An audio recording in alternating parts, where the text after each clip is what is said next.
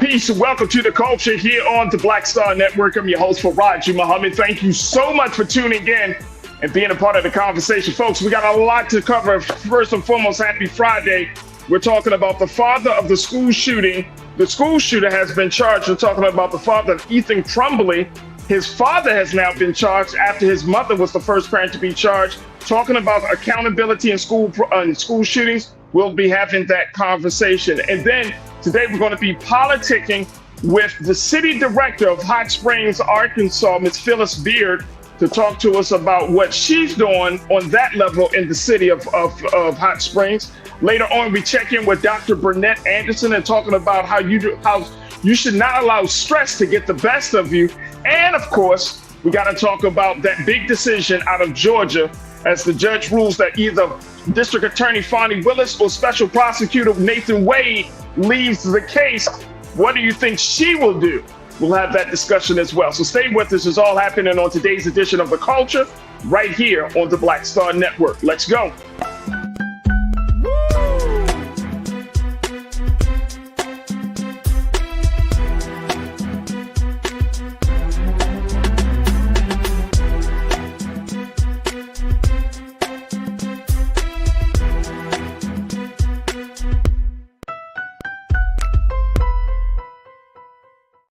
All right, folks, welcome to the culture here on the Black Star Network. I'm your host, Farajii. Thank you so much for tuning in and being a part of the conversation. Folks, we are streaming live right now.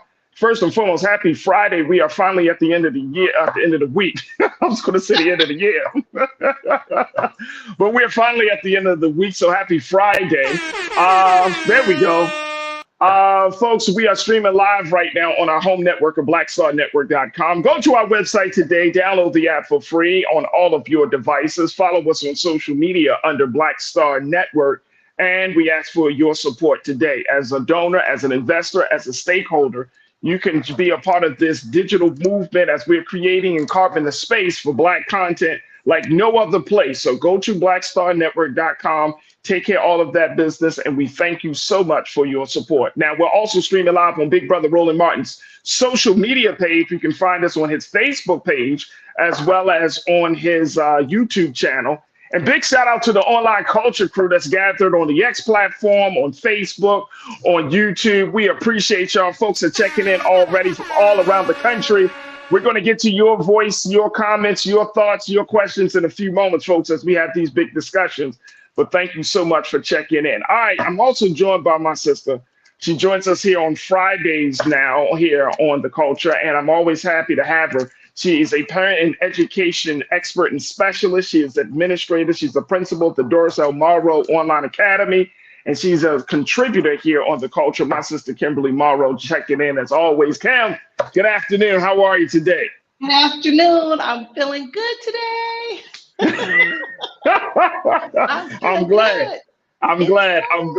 It is Friday. It is Friday. All right, Kim, let's talk a little bit about what's going on in the case of Ethan Crumbley. This is the teenager who was at 15 at the time when he used an SIG Sauer firearm to kill 4 students and wound 6 others and a teacher at Oxford High School on November 30th in 2021. He was sentenced last year to prison, to life in prison without parole. Well, it just been announced that yesterday his father has now been charged in this shooting. They found his father and his mother, who was the first parent charged and held responsible for a school shooter. His father has been charged and guilty of manslaughter.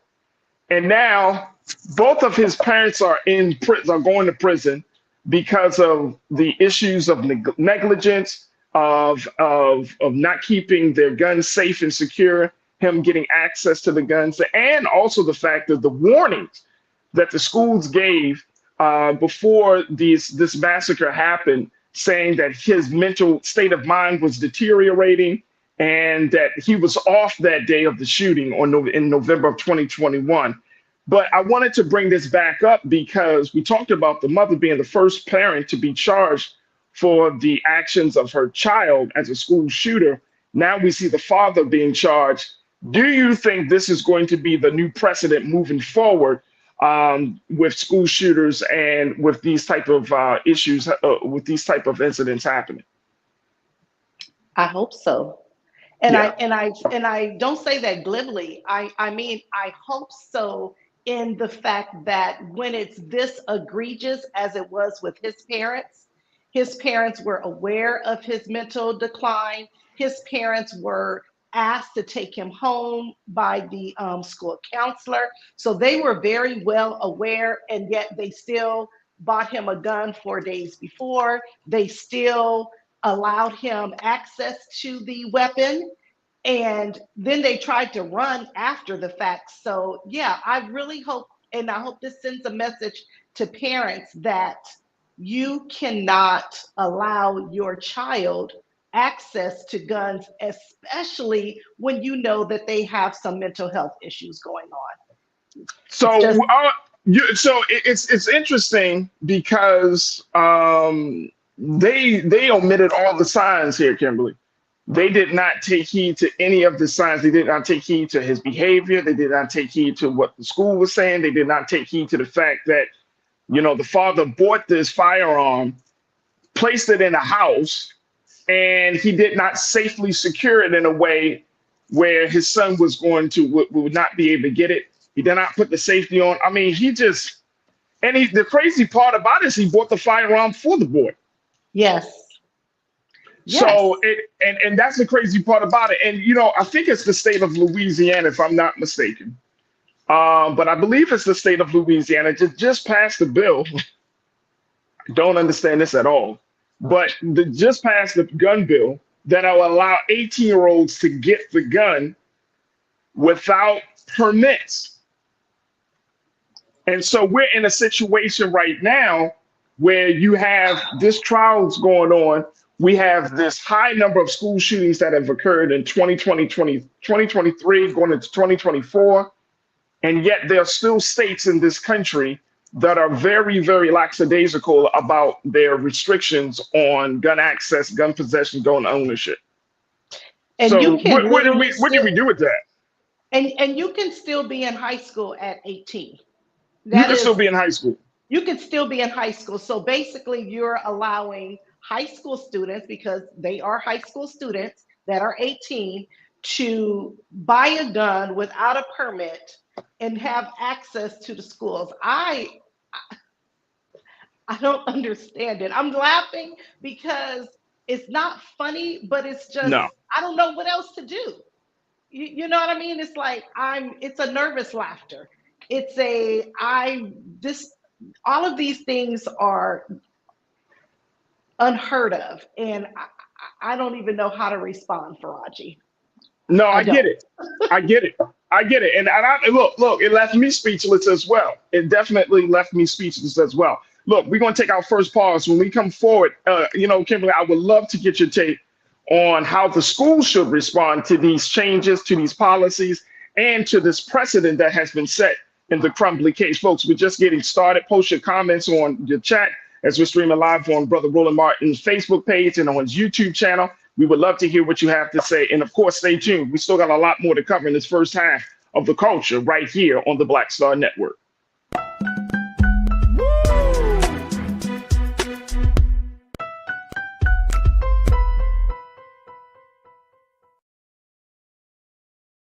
Pull up a chair, take your seat to the Black Tape with me, Dr. Greg Carr, here on the Black Star Network. Every week, we'll take a deeper dive into the world we're living in. Join the conversation only on the Black Star Network. Hi, I'm Dr. Jackie Hood Martin, and I have a question for you. Ever feel as if your life is teetering and the weight and pressure of the world is consistently on your shoulders? Well, let me tell you, living a balanced life isn't easy. Join me each Tuesday on Black Star Network for A Balanced Life with Dr. Jackie. We'll laugh together, cry together, pull ourselves together, and cheer each other on. So join me for new shows each Tuesday on Black Star Network, A Balanced Life with Dr. Jackie.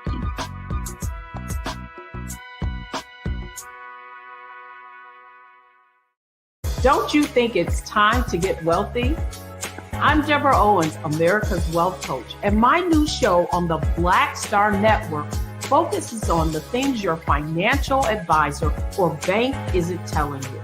So watch Get Wealthy on the Black Star Network.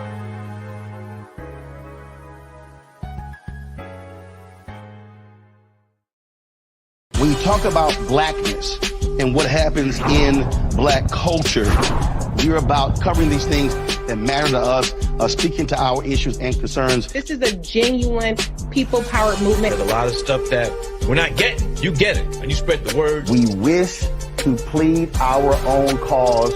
Too long have others spoken for us. We cannot tell our own story if we can't pay for it. This is about covering us. Invest in black-owned media. Your dollars matter. We don't have to keep asking them to cover our stuff. So please support us in what we do, folks. We want to hit 2,000 people, $50 this month, raise $100,000. We're behind $100,000, so we want to hit that. Y'all money makes this possible. Check some money orders. Go to P.O. Box 57196, Washington, D.C. 20037-0196. The Cash App is $RM Unfiltered. PayPal is R Martin Unfiltered. Venmo is RM Unfiltered. Zelle is Roland at RolandSMartin.com. Hatred on the streets, a horrific scene, a white nationalist rally that descended into deadly violence. White people are losing their damn minds. As an angry pro-Trump mob storms the U.S. Capitol, We're about to see the rise of what I call white minority resistance. We have seen white folks in this country who simply cannot tolerate black folks voting. I think what we're seeing is the inevitable result of violent denial. This is part of American history. Every time that people of color have made progress, whether real or symbolic, there has been what Carol Anderson at Emory University calls white rage as a backlash. This is the rise of the Proud Boys and the Boogaloo Boys. America, there's going to be more of this. Here's all the Proud Boys, guys. This country is getting increasingly racist in its behaviors and its attitudes because of the fear of white people. The fear that they're taking our jobs, they're taking our resources, they're taking our women. This is white fear.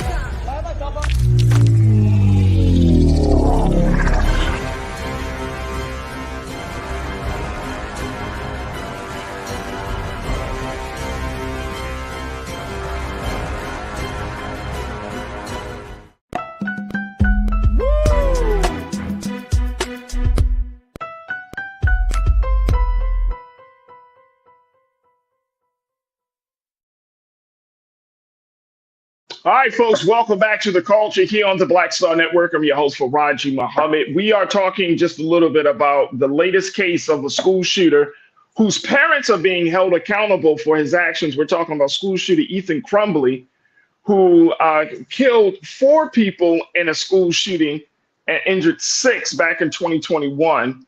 And just yesterday, his father was charged with manslaughter, just like his mother was, and was being held accountable for their negligence and everything from preventing access to the gun to not heeding the warnings from the schools. This is the parents of Ethan Crumbley right here. Both of them have been charged. This is the first set of parents in the United States that have been held accountable for their child's actions as a school shooter. And so we've been checking in with my sister, Kimberly Morrow, who is a parent and education specialist, to talk to us about the ramifications, the implications of this particular case. But Kim, you know, I'm wondering, just as much as we talk about the gun control, gun reform, and all of that stuff, having access to guns because Ethan's dad bought the gun a few days before this incident happened. For what reason, I do not know, right? But it was a major firearm. But more importantly, he didn't take the necessary precautions to keep it safe and away and all of those things to prevent those 4 children from being killed, those 6 people from being injured. What are the schools going to do?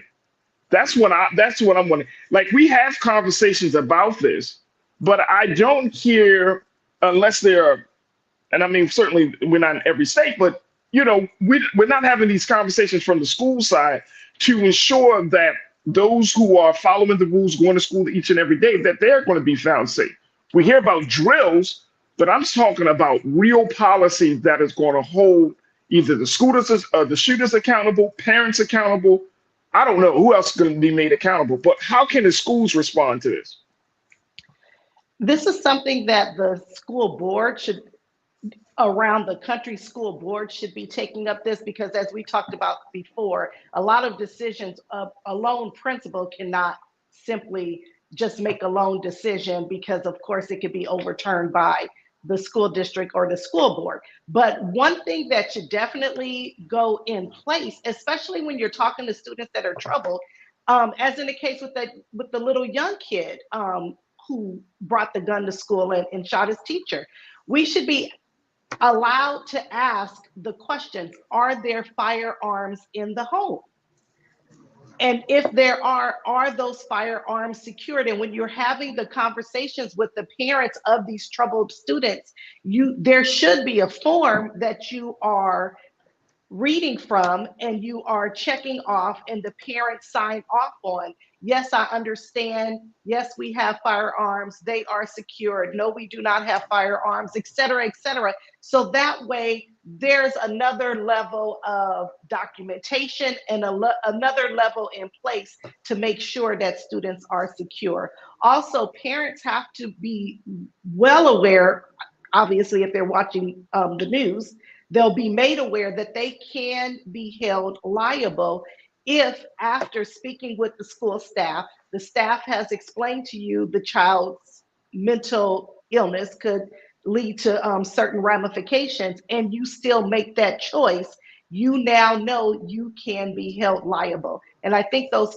are conversations that counselors and principals should definitely be having with parents per the school board policy. Again, I don't want to have people going, hey, I saw on this newscast that she said we should do that. It has to be in their school board's policy in order for them to do it. And I think school boards need to get on rewriting their policies in regards to this. I agree. I totally agree. Let me check in with the crew. Folks are checking in. Some new names I see here in the chat. The Godiva Kitty, you said, as they should have been charged. Glad the court set a precedent. Absolutely. I'm glad they set a precedent as well, Godiva Kitty, because this may thwart or at least cause parents to think twice about having guns in the house, or if you have a gun in the house, that you're going to take the necessary precautions. Francesca Epps, you said nothing wrong with owning a firearm. However, in my opinion, a person should be 21 and over to own one, and certain firearms should be banned, such as AK-47s and AR-15s, etc. Absolutely. I totally agree. And I think it's interesting that we still are in this space right now after all of these shootings, Kim, that we are seeing legislation, like I told you, like I mentioned, there are gun laws in the state of Louisiana. And I'm pulling this up here real quick because I want to make sure. I mean, 18 years old. Should parents, as a parent advocate, as a parent specialist, what can parents do about this? Because we know policy coming from the federal government, policy even coming from your local school district, can be a slow-moving process. And with some of these cases, time is of the essence. So how can parents become more proactive in helping to prevent these type of things? Do the parents need to talk to their children about this type of stuff? What can parents do, Kimberly? Well, that's where it starts, right? I heard you said, someone in the chat said it's nothing wrong with owning guns. I have family that are from the South, and it was nothing for the boys to have guns and the girls to have guns. And still to this day, I have family members from the South who their kids have guns, but they are trained on how to use them. They understand that they use them when they go out hunting, or for various things that are sanctioned activities. So, but parents definitely need to have those. That's where the conversation starts with parents. The problem is with a lot of these school shooters, what we have seen is that the parents aren't having these conversations. They're very lackadaisical, and we've seen that time and time again with these students who have become these school shooters, or the parents did not even know that they had weapons. So it wasn't even a matter of them training them how to use them and what's appropriate. They weren't even aware that the kids owned weapons. So definitely the parents need to be leading these conversations. And if they need help with how to have the conversations, there are definitely agencies and organizations that will help them with that, including their schools. Those teachers and staff members would be happy to help intervene with the parents. So it's definitely a conversation that should start in the home. Yeah, absolutely. Baton Rouge, Louisiana, that's the place I was talking about, Kimberly, very quickly, where now they are, it is expected to be signed by Governor Jeff Landry down in Louisiana, where he plans to sign the legislation of a bill allowing Louisiana residents 18 and older to carry a concealed handgun without a permit received in final approval from lawmakers back in the latter part of February. So we're looking at a situation that the gun culture, and more important, just the fact that we're having conversations about guns in this way, where now 18-year-olds can start to get access to guns very quickly. I mean, why come up with this type of legislation when you have hundreds of mass shootings that have occurred already in 2024? We don't speak about it like this we used to, but they are happening. In 2023, we saw a number of mass shootings. There was an uptick in mass shootings, especially on school grounds. Why are we still seeing legislation where people are like, oh, you can carry a gun at 18 years old without a permit? Those people who are gun lobbyists, Second Amendment rights, they are digging their heels in this. They are saying you are not going to take away our gun rights. As a matter of fact, we're going to make sure they get extended.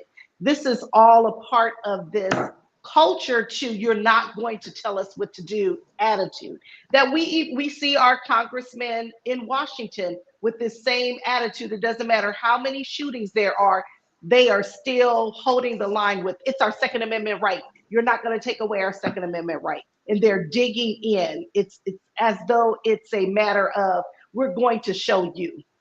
We're Wow. going to show you. That is wild. That is absolutely wild. And that's why we're talking about so much stuff happening in this country. And unfortunately, Kim, I don't think things are going to get any better, especially in these conservative Republican-led states around the country. That is absolutely mind-blowing. All right, look, we got to take a quick pause. When we come forward, let's switch gears. Let's have a little conversation with City Director of Hot Springs, Arkansas, Miss Phyllis Beard. She's going to be joining us in a few moments for our politicking session here on The Culture. So stay with us. It's The Culture here on the Black Star Network.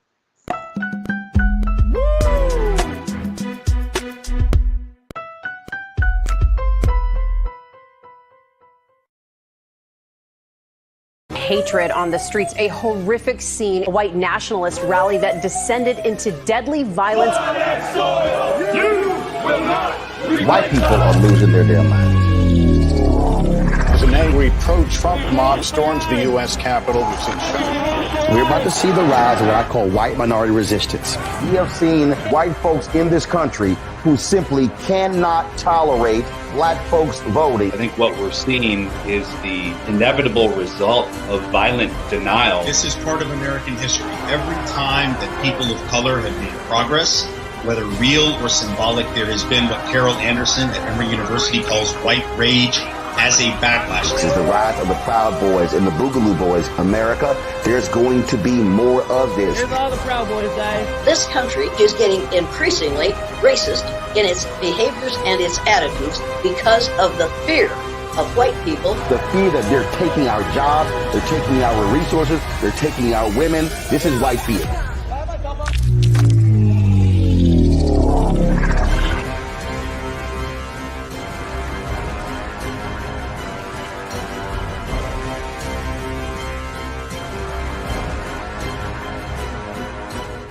Pull up a chair, Take your seat to the Black Tape with me, Dr. Greg Carr, here on the Black Star Network.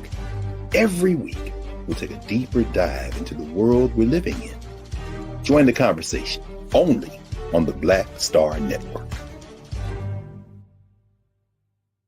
When you talk about blackness and what happens in black culture, we're about covering these things that matter to us, speaking to our issues and concerns. This is a genuine people-powered movement. There's a lot of stuff that we're not getting. You get it, and you spread the word. We wish to plead our own cause.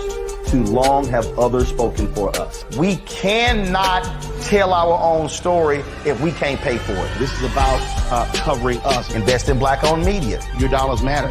We don't have to keep asking them to cover our stuff. So please support us in what we do, folks. We want to hit 2,000 people, $50 this month, waste $100,000. We're behind 100,000, so we want to hit that. Y'all money makes this possible. Checks and money orders go to P.O. Box 57196, Washington, D.C. 20037-0196. The Cash App is $RM Unfiltered. PayPal is R Martin Unfiltered. Venmo is RM Unfiltered. Zelle is Roland at RolandSMartin.com. Hi, I'm Dr. Jackie Hood Martin, and I have a question for you. Ever feel as if your life is teetering and the weight and pressure of the world is consistently on your shoulders? Well, let me tell you, living a balanced life isn't easy. Join me each Tuesday on Black Star Network for a Balanced Life with Dr. Jackie. We'll laugh together, cry together, pull ourselves together, and cheer each other on. So join me for new shows each Tuesday on Black Star Network, A Balanced Life with Dr. Jackie.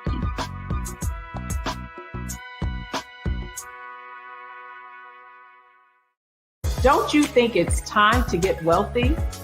I'm Deborah Owens, America's Wealth Coach, and my new show on the Black Star Network focuses on the things your financial advisor or bank isn't telling you. So watch Get Wealthy on the Black Star Network.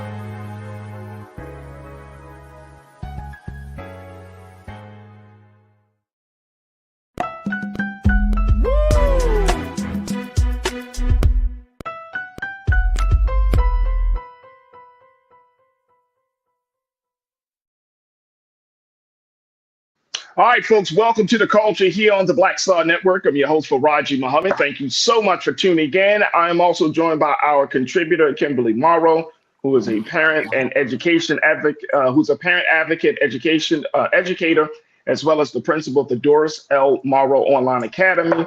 And we're just going to switch gears here, talking a little bit about city politics and more national politics, as we have our conversation now with the city director for Hot Springs, Arkansas.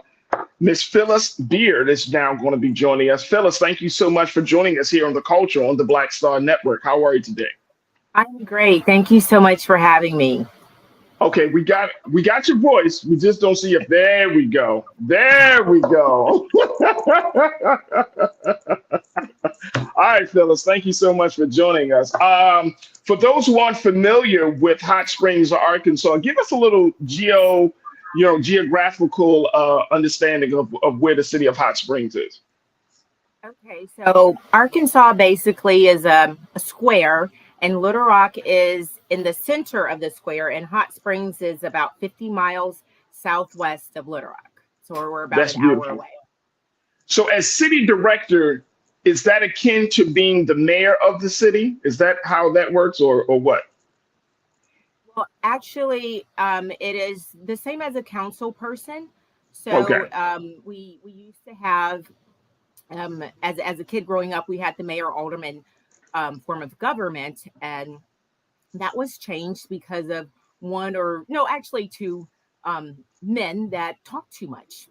They changed the form of government, and then we have now a city director mayor form of government.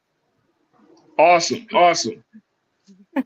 So Phyllis, go ahead. Yes, ma'am. I was going to say the man that talked too much, that was my father. No. So here I am. So what's the population of Black folks in Hot Springs, Arkansas? I think we're about 10%. Wow. Okay, okay. So talk to us a little bit about the work that you're doing, because we know that you are a part of the National League of Cities conference that is being held, that was held over these past few days. Talk about the work that you're doing in Hot Springs.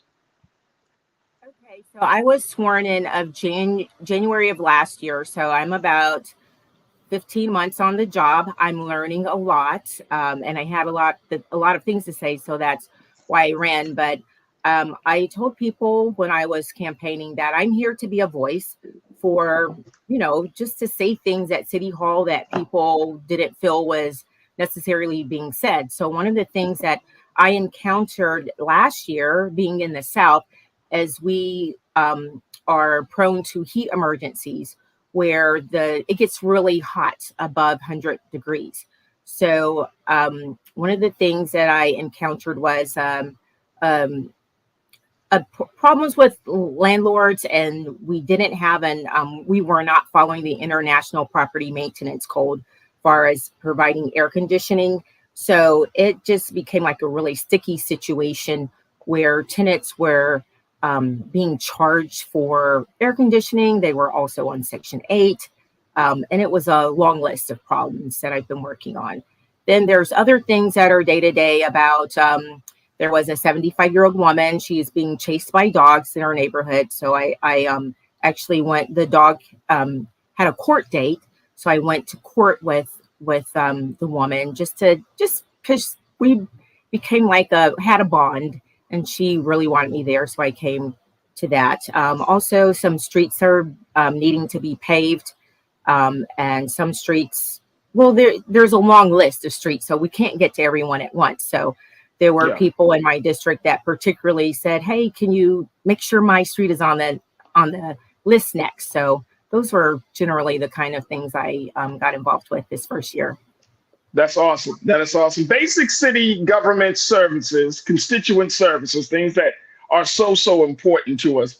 Phyllis, I want to kind of, dive into this conversation, talking a little bit about the what we're seeing now with the political landscape of this country right now, and more importantly, how it is affecting Black America. Now, like you mentioned, 10% of the city is about Black folks.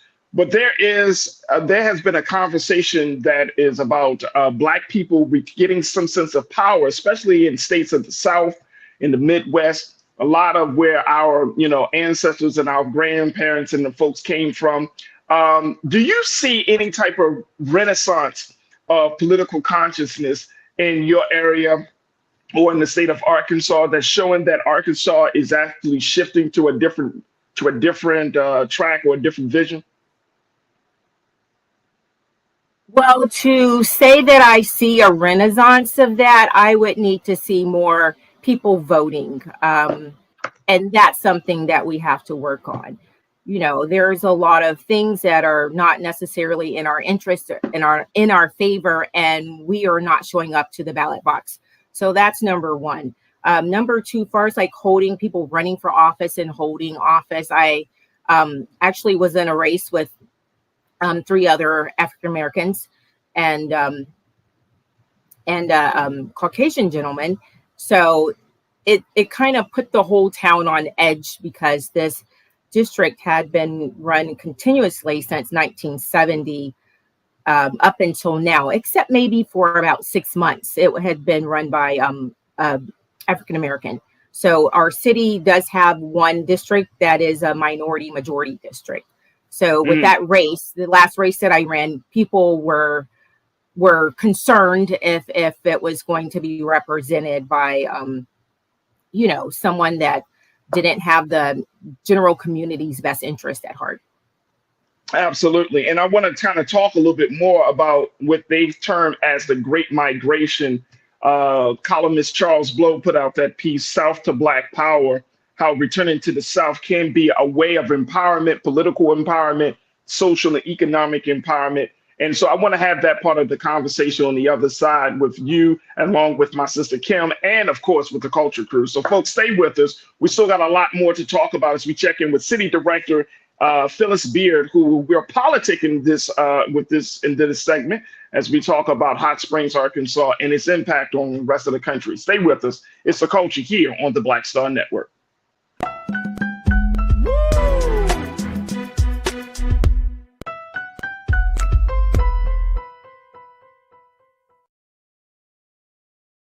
Pull up a chair, take your seat.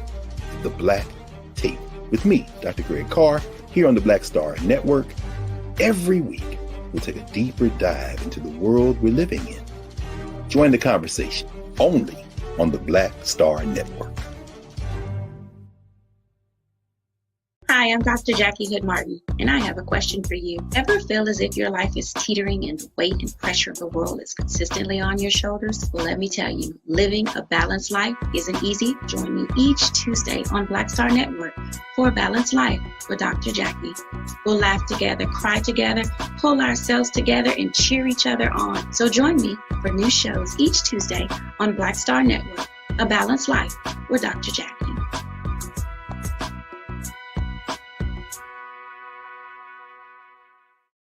Don't you think it's time to get wealthy?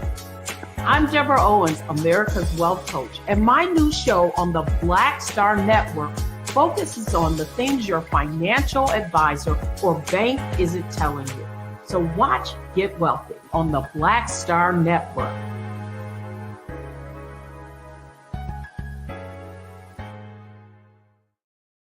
When you talk about blackness and what happens in black culture, we're about covering these things that matter to us, speaking to our issues and concerns. This is a genuine people-powered movement. There's a lot of stuff that we're not getting. You get it, and you spread the word. We wish to plead our own cause. Too long have others spoken for us. We cannot tell our own story if we can't pay for it. This is about covering us. Invest in black-owned media. Your dollars matter. We don't have to keep asking them to cover our stuff. So please support us in what we do, folks. We want to hit 2,000 people, $50 this month, raise $100,000. We're behind 100,000, so we want to hit that. Y'all money makes this possible. Check some money orders. Go to P.O. Box 57196, Washington, D.C. 20037-0196. The Cash App is $RM Unfiltered. PayPal is R Martin Unfiltered. Venmo is RM Unfiltered. Zelle is Roland at RolandSMartin.com. Hatred on the streets, a horrific scene, a white nationalist rally that descended into deadly violence. White people are losing their damn minds. As an angry pro-Trump mob storms the U.S. Capitol, we're about to see the rise of what I call white minority resistance. We have seen white folks in this country who simply cannot tolerate black folks voting. I think what we're seeing is the inevitable result of violent denial. This is part of American history. Every time that people of color have made progress, whether real or symbolic, there has been what Carol Anderson at Emory University calls white rage as a backlash. This is the rise of the Proud Boys and the Boogaloo Boys. America, there's going to be more of this. Here's all the Proud Boys, guys. This country is getting increasingly racist in its behaviors and its attitudes because of the fear of white people. The fear that they're taking our jobs, they're taking our resources, they're taking our women. This is white fear.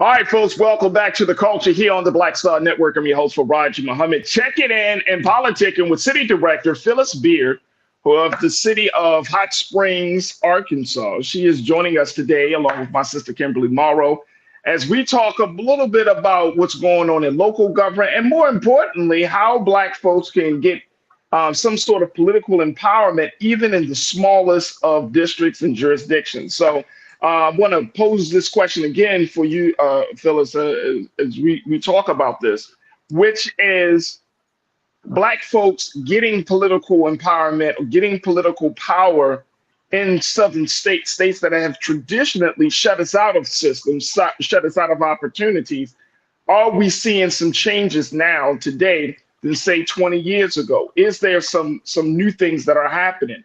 What's your take on that? I would say that we are just now at, the start of my term. I'm the only African American on my city council, but I will have to say that a lot of younger people are watching and paying attention more, from my vantage point. I see that people are interested now. I did start a voter registration drive when I was a candidate, and that was to try to register 100 voters. I only got about 67, but it's an ongoing process. So far as my town goes, I definitely see an interest. I'm also bringing people aware, because there are people that are the African Americans that are visible in our town. You have teachers, nurses, that kind of thing. And then, we do have two African Americans in our county government. So I just kind of want to make it more, I guess, obtainable or fun, or something that's really interesting to do, because I am out there helping people, and people see, and they're they're starting to pay attention more. I think it'll take a few election cycles where other people will join in and come in from other districts and run. But all the politics, I think, starts at the local level. Absolutely. Kim, what do you make of this idea, as columnist Charles Blow calls it, the Great Migration, moving from some of these northern urban centers down to the South to get political empowerment? I thought about that. My father lives in Arkansas. There it is. Arkansas. I'm not sure how far that is from you. But I had actually thought about that. But then I also think about the fact that, we're so few of the population. So if we start moving out of the cities where we are, then we're losing the African American population in those cities. So I heard him say that, and I thought about it, and I was like, I don't know. What did you say last week? We're what, 13% of the population? 13% in the country. 13%. Yeah. So all we're doing is shifting our numbers. We've got to figure out a way, and we talked about this before, how to create allies so that we're not having to.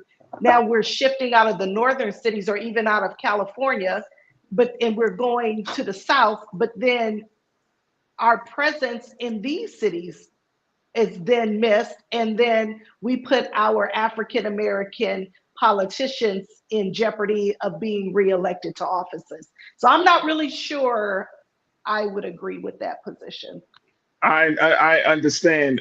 Sister Bill Phillips, what is the talk right now, especially around the election, the upcoming presidential election? Are folks excited? Are Black folks in the city of Hot Springs and around the state, are they excited about what they're seeing, how this whole thing is playing out? Honestly, keep it 100, keep it a buck. Keep it a buck now, sis. Well, so let me can I tell you this? At the National League of Cities, we met with our congressional delegation, and they were that one of the congressional leaders said that he's looking to the entire delegation from Arkansas holding a position where they're head of the I can't think of the word. They're going to be head of the, drawing a blank, but the people that hold the gavel, head of the committee. Right. Yeah. So this is and he speaks of the Republicans taking back the House, and this is things that they're all looking forward to. So I think that's could be very likely. But all that to say is the entire delegation from Arkansas is Republican. Wow. And yes. And so far as people here, like my neighbors, excited about that, I can't say. I mean, people vote. I don't know if we even have enough registered voters to shift that, but I think people have become complacent because that's just how things are right now. And for someone, it's so Republican that they won't even get an opponent a lot of times. So is there an excitement? I wouldn't use excitement as a word. Well, let me ask you this: we got about 30 or so seconds left. Are you excited? Like, how do you keep knowing the fact that you're like the only Black woman in some of these spaces, right? Knowing that the population of the city is not, for Black folks, is not at a high rate, knowing that you got this strong Republican hold within the state, how are you personally, keeping your head up and keeping your eyes on the prize and making sure that the work that you do really does create a pathway and opportunities for the next generation of young Black leadership? Yes, I keep in close contact with our Republican friends, and I remind people often that some of them used to be Democrat. So we also have to, while they don't have the same number or letter by their names, it is very important just to keep them on their toes, ask questions, find something that you share in common with them as often as possible. And that's helping. I mean, it's going to take a long time, or not a long time, but a process. And that's something that I encourage.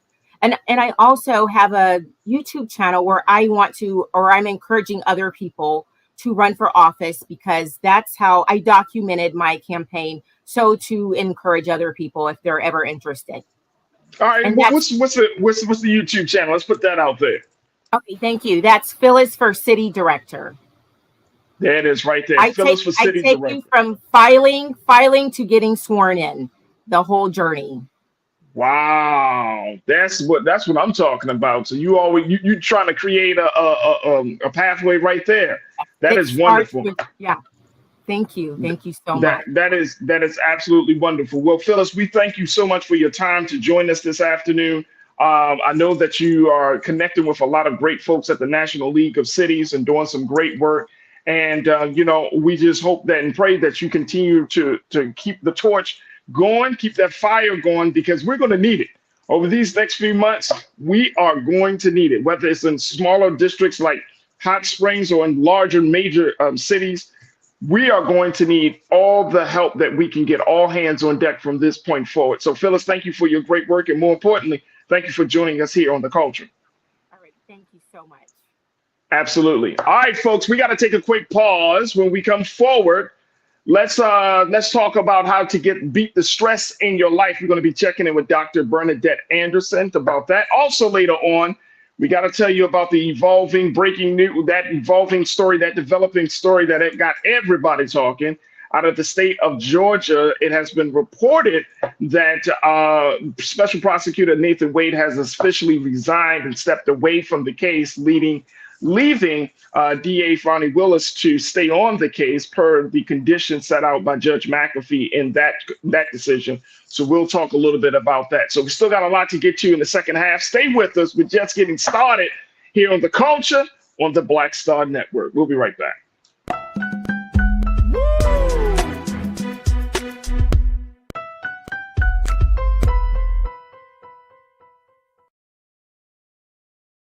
Hi, I'm Dr. Jackie Hood Martin, and I have a question for you. Ever feel as if your life is teetering and the weight and pressure of the world is consistently on your shoulders? Well, let me tell you, living a balanced life isn't easy. Join me each Tuesday on Black Star Network for A Balanced Life with Dr. Jackie.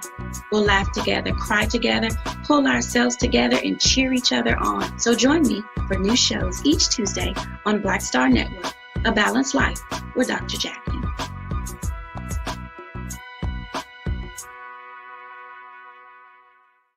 When you talk about blackness and what happens in Black culture, we're about covering these things that matter to us, speaking to our issues and concerns. This is a genuine people-powered movement. There's a lot of stuff that we're not getting. You get it, and you spread the word. We wish to plead our own cause too long have others spoken for us. We cannot tell our own story if we can't pay for it. This is about covering us. Invest in black-owned media. Your dollars matter. We don't have to keep asking them to cover our stuff. So please support us in what we do, folks. We want to hit 2,000 people, $50 this month, raise $100,000. We're behind 100,000, so we want to hit that. Y'all money makes this possible. Check some money orders. Go to P.O. Box 57196, Washington, D.C. 20037-0196. The Cash App is $RM Unfiltered. PayPal is R Martin Unfiltered. Venmo is RM Unfiltered. Zelle is Roland at RolandSMartin.com. Hatred on the streets, a horrific scene, a white nationalist rally that descended into deadly violence. White people are losing their damn minds. As an angry pro-Trump mob storms the U.S. Capitol, we're about to see the rise of what I call white minority resistance. We have seen white folks in this country who simply cannot tolerate black folks voting. I think what we're seeing is the inevitable result of violent denial. This is part of American history. Every time that people of color have made progress, whether real or symbolic, there has been what Carol Anderson at Emory University calls white rage as a backlash. This is the rise of the Proud Boys and the Boogaloo Boys. America, there's going to be more of this. Here's all the Proud Boys, guys. This country is getting increasingly racist in its behaviors and its attitudes because of the fear of white people. The fear that they're taking our jobs, they're taking our resources, they're taking our women. This is white fear.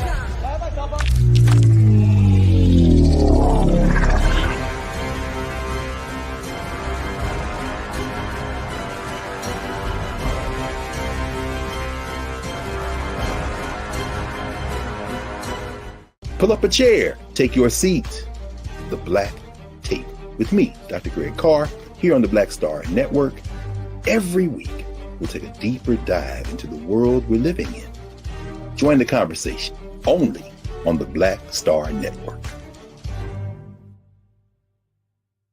Don't you think it's time to get wealthy? I'm Deborah Owens, America's Wealth Coach, and my new show on the Black Star Network focuses on the things your financial advisor or bank isn't telling you. So watch Get Wealthy on the Black Star Network.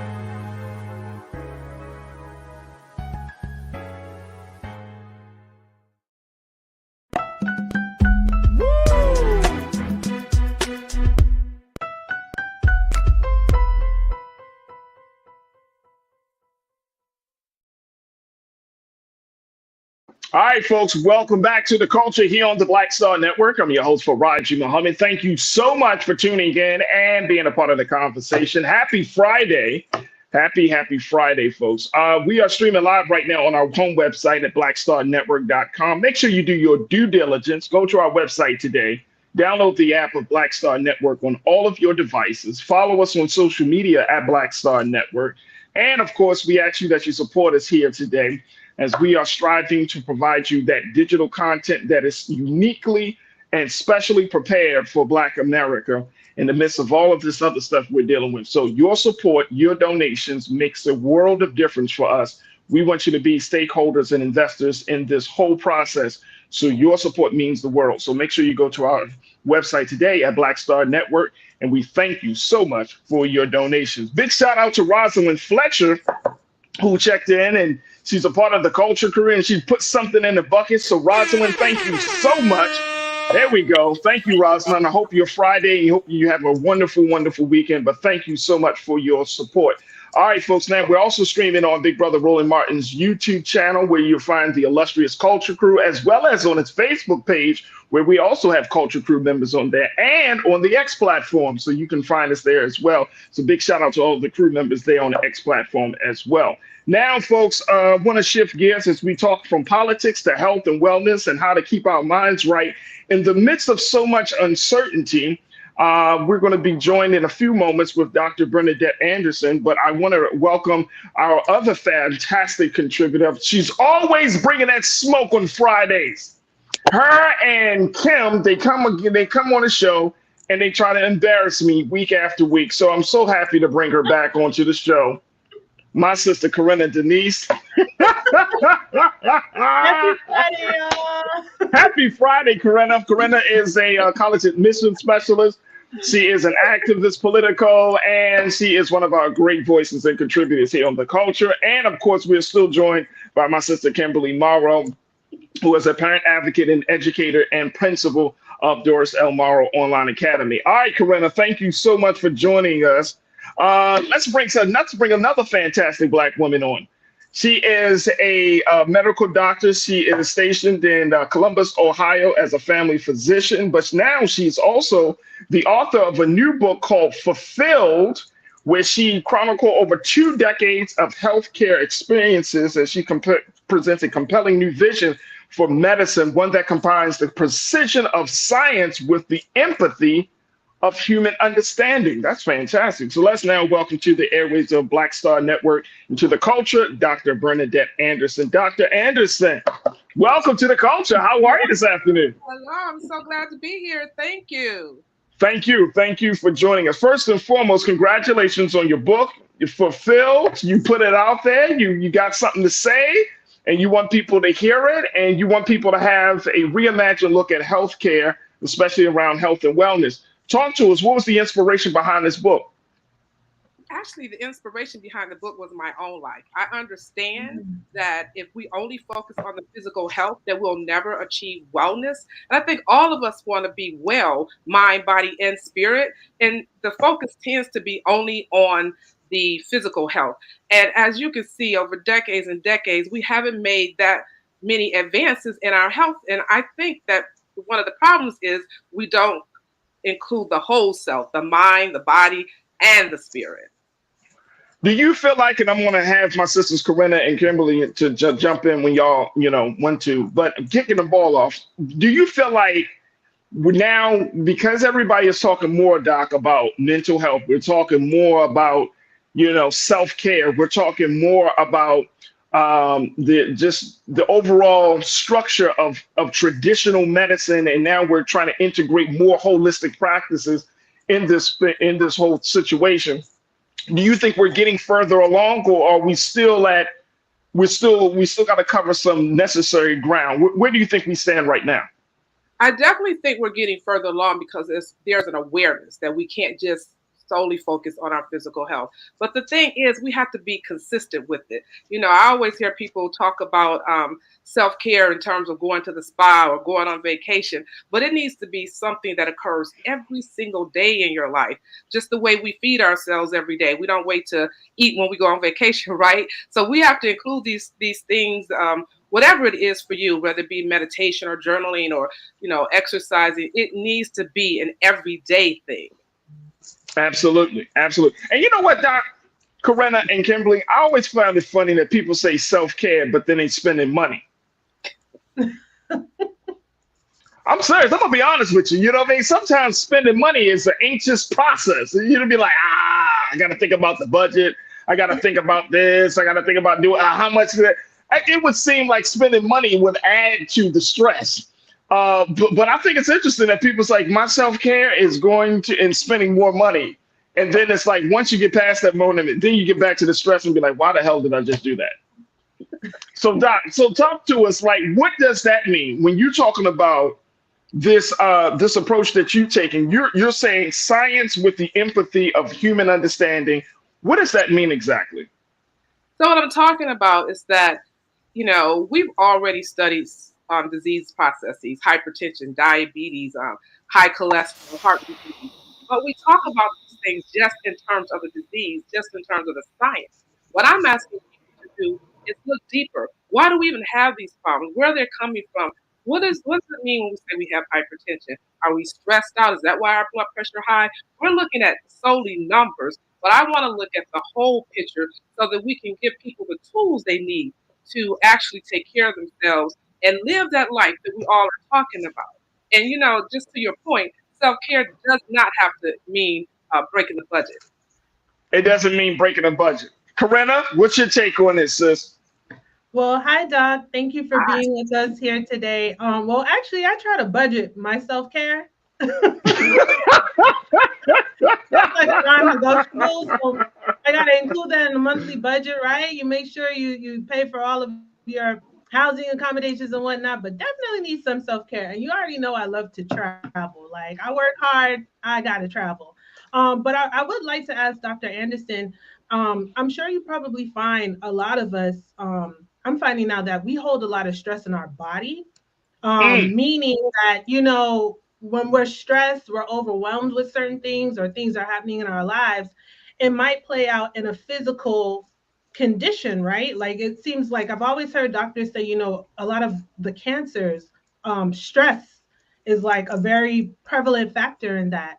Or, you know, just having certain joints or something in your body hurt, we tend to hold a lot of stress within our system. So do you find that maybe a lot of the patients that you've seen, or just generally based on the research, I'm sure you did a lot of research to write your book, in your experience, that we carry a lot of this stress in our bodies because we're not talking to therapists. We're kind of holding all of these things within that we're battling mentally. And then at the end of the day, it comes out physically. Great question. Absolutely. Absolutely. You know what I find is that we don't really take stress seriously. You know, I hear people say, oh, you know, no, I'm no more stressed than normal. I think it has become such a normal part of our life that we don't understand even when we are dealing with stress. I recall a patient coming into my office, and she had this extremely elevated blood pressure, so much so that my nurse came and got me from another patient's room. And so I took her in the room and I just took her through something just so simple, like a breathing technique. And then I gave her that tool and told her to keep practicing this. I'm going to go to another room. I'm going to come back and we're going to reevaluate your blood pressure. Just in that time, just taking time to be still, to breathe, and to really acknowledge the stress. Her blood pressure dropped 15 points in that little bit of time with just sitting, breathing, turning the lights off. Stress is real, and it does exacerbate conditions. While it may not cause high blood pressure, it may not cause diabetes, it makes those conditions worse. Wow. In just that few minutes, her blood pressure went down 15 points. Wow. Just by her just standing still, just to taking breathing in and breathing out, and just taking that moment to be still. I'm telling you, 4-7-8 breathing, this technique that Dr. Andrew Weil came up with, is like my go-to. I use it over and over throughout my day. I call it my reset button. It helps me focus, get back into what I'm doing, and not be worried about what just happened, what is going to happen. We find ourselves so many times living in the past, worrying about the future, and that affects our health. So just taking a moment to breathe and say, you know what, let me check in with myself. It makes a difference. It truly, truly makes a difference in your health. That will make a difference. Look, we got to take a quick pause. When we come forward, more conversation with Dr. Bernadette Anderson. Folks, I want to hear from you, crew. Post your comments, share your thoughts in the chat as we're streaming live on Big Brother Roland Martin's Facebook page and on his YouTube channel. We're talking about not allowing stress to get the best of you, and I want to hear what you have to say. So stay tuned, join the conversation, and we'll be right back with more of the culture here on the Black Star Network.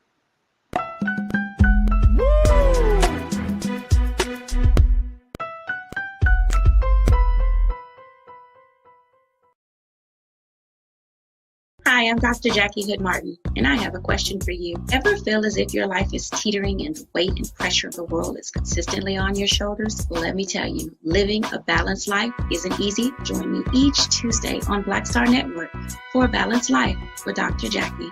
We'll laugh together, cry together, pull ourselves together, and cheer each other on. So join me for new shows each Tuesday on Black Star Network, A Balanced Life with Dr. Jackie.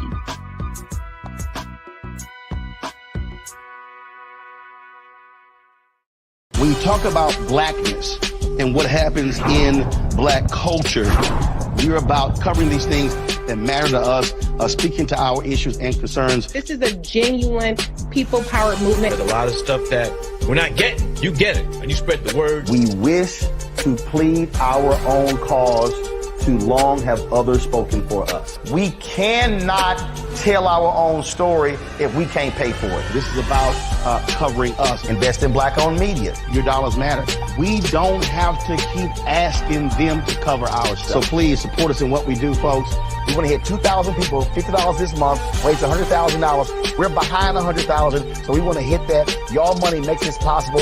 Check some money orders. Go to P.O. Box 57196, Washington, D.C. 20037-0196. The Cash App is $RM Unfiltered. PayPal is R Martin Unfiltered. Venmo is RM Unfiltered. Zelle is Roland at RolandSMartin.com. Hatred on the streets, a horrific scene, a white nationalist rally that descended into deadly violence. White people are losing their damn minds. As an angry pro-Trump mob storms the U.S. Capitol, we've seen We're about to see the rise of what I call white minority resistance.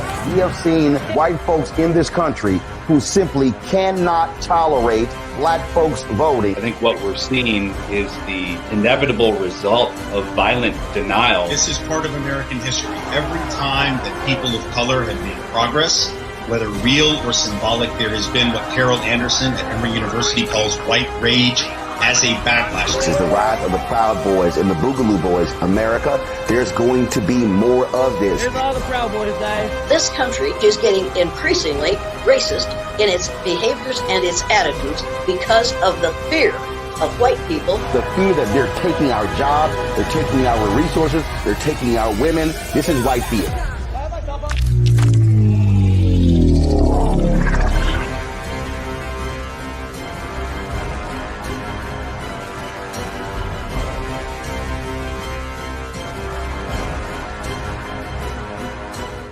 Pull up a chair, take your seat.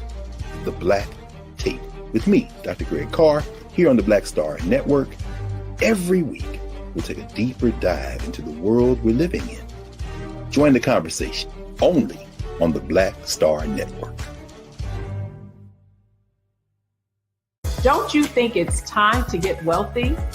I'm Deborah Owens, America's Wealth Coach, and my new show on the Black Star Network focuses on the things your financial advisor or bank isn't telling you.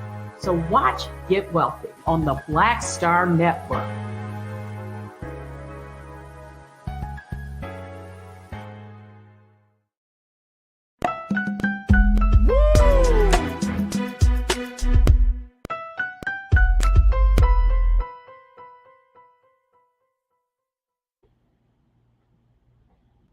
All right, folks, welcome back to The Culture here on the Black Star Network. I'm your host, Farajii Muhammad. Thank you so much for tuning in and being a part of the conversation.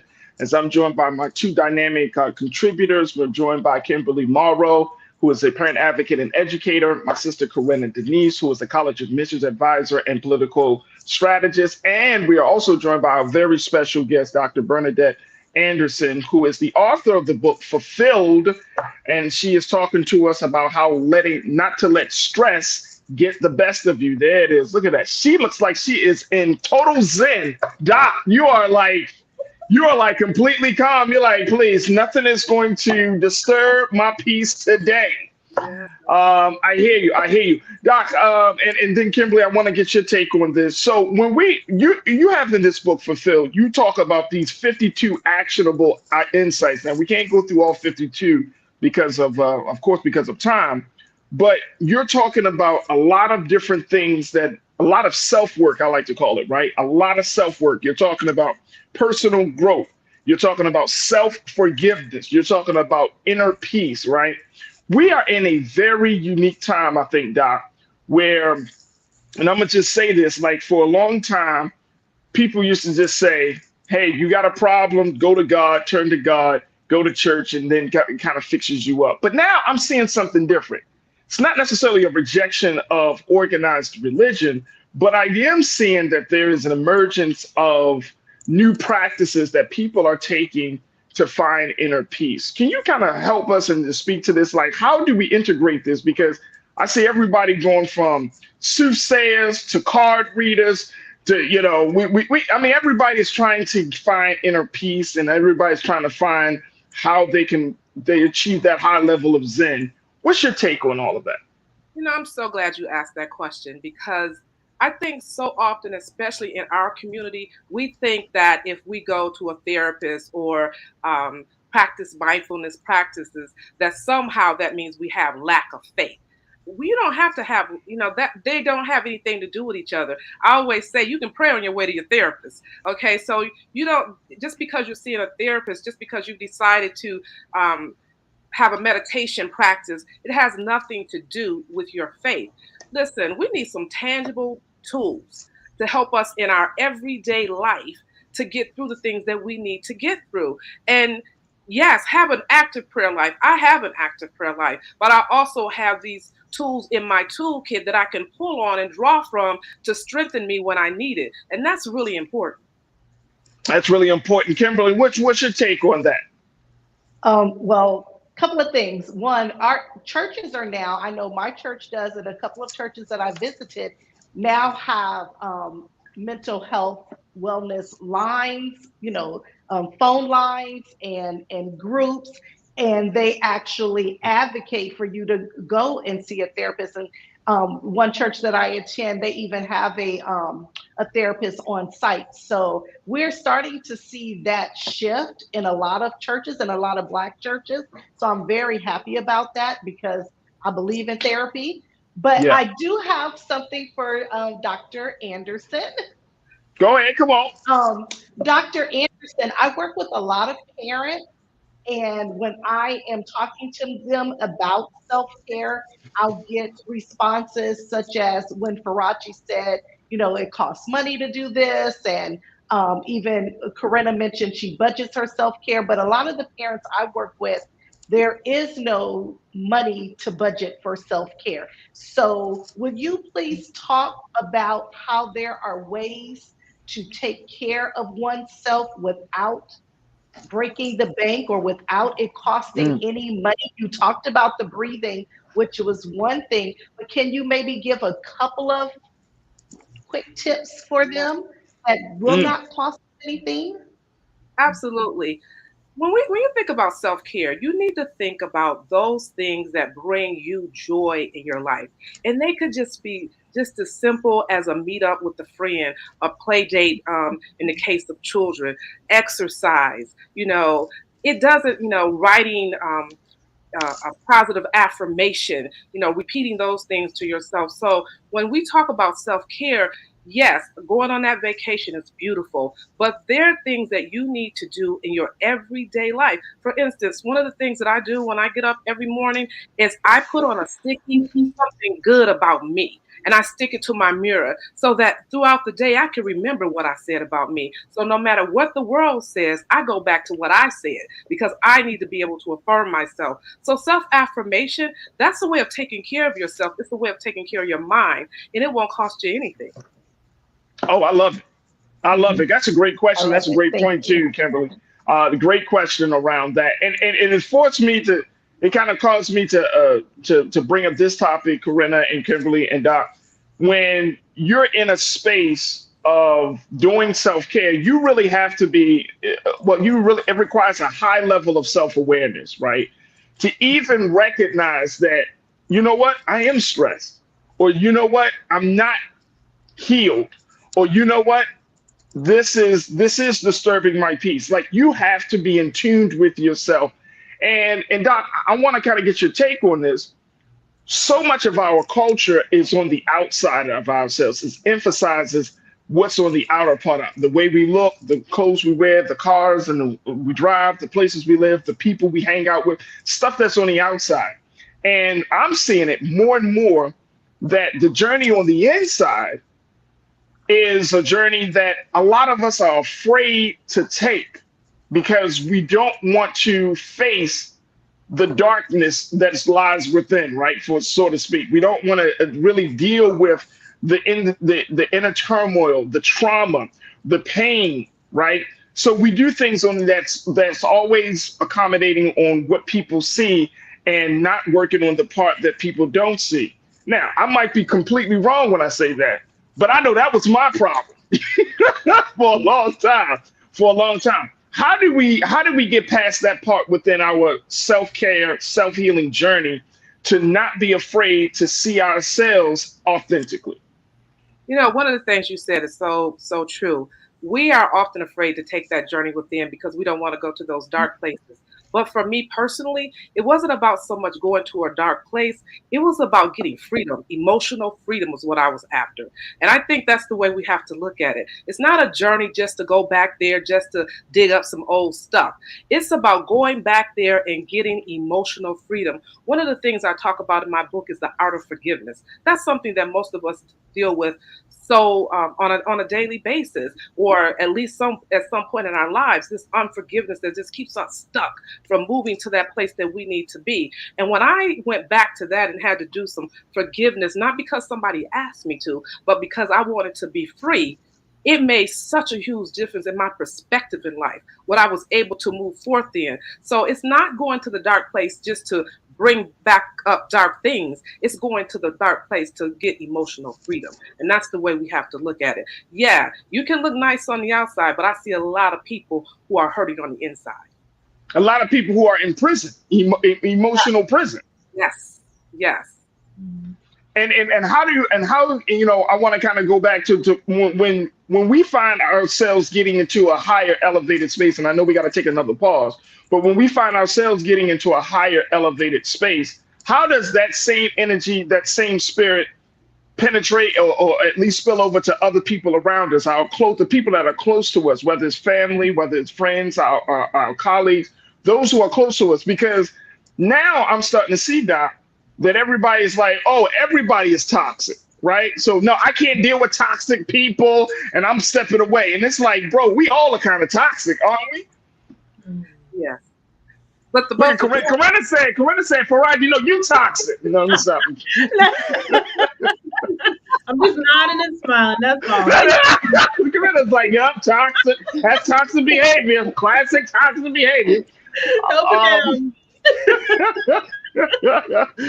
But Doc, how do we make sure that as we get to that place, we don't get so high and mighty that we don't encourage other people to get to that place? Because I see a lot of that too, that people say, oh no, I stick to myself because y'all are toxic, y'all are this and y'all are that. And it's like, but you just you just read Dr. Anderson's book yesterday though. You know, it's so important that you understand this journey is for you. Okay. So, okay. And as we improve ourselves, those people around us are going to see those different things in us.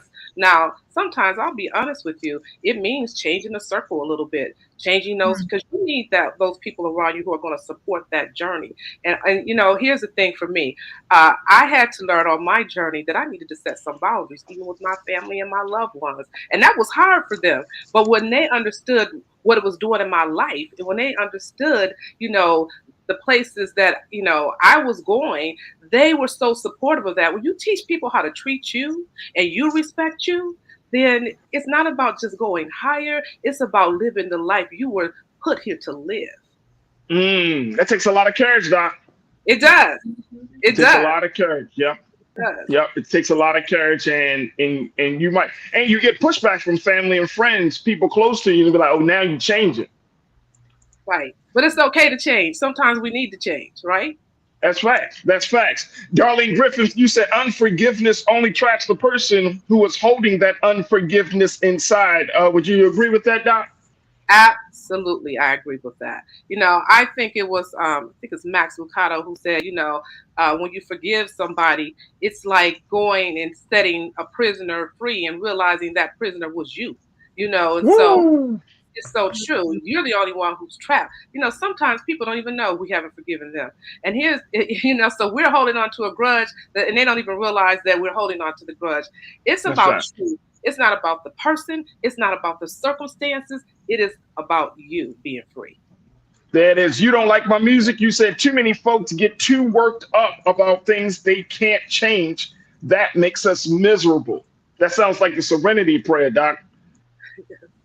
That's how, I mean, we do. We get worked up about stuff, man. Like, you know, people get worked up about stuff. And I'm like, well, the people that involved in the situation not even as worked up as you. So why are you worked up? Exactly. Exactly. Right. Right. So how do we prevent that from happening? Because it's easy to get worked up about other people's lives. You know, it's something you just said. you have to look at the things you can change and the things that you cannot change, but your focus should be on your life. I'm dealing with me, and I give my patients the tools so that they can deal with themselves and their problems and issues. So don't get so involved in other people's lives that you forget the things you need to work out in your own life. Heard that, Corinna? So how do we get Doc's book? There we go. Because Kimberly and Corinna, they need to pass it out to some folks. How can we get your book, Doc? So you can get it from Amazon, bookshop.org, and Barnes & Nobles. There it is, folks. The book is called Fulfilled. The author is Dr. Bernadette Anderson. There she is. And this is a book that talks about, it includes over 2 decades of healthcare experiences. It's a new vision for medicine, combining science with the empathy of human understanding. I absolutely love that thing. And it has a number of actionable insights that you can use to guide your life, to get you into a better place mentally, emotionally, physically, and all over through the integration of both holistic and traditional medicine. And our sister, Dr. Bernadette Anderson, is the author of this fantastic piece of work. Doc, thank you so much for joining us. And thank you for, more importantly, for putting out this work based upon your personal experience, your professional experience, so that way we can all be better for the culture. So thank you so much. Thank you so much for having me. Absolutely. Thank you. All right, folks, we got to take a quick pause. When we come forward, let's talk about what's happening in Georgia. Fani Willis, District Attorney Fani Willis, has now, according to the latest breaking news, have accepted the resignation of Special Prosecutor Nathan Wade based upon that major decision that was made earlier today by Judge Scott McAfee, saying that Ms. Willis, either you stay on, in order to stay on the case, you have to, Mr. Wade has to go, or you have to go. They decided rather, Mr. Wade decided to step off. Ms. Willis will stand on the case, and I want to get your take about it. So join us in the conversation, post your comments, share your thoughts, and stay with us. It's The Culture here on the Black Star Network.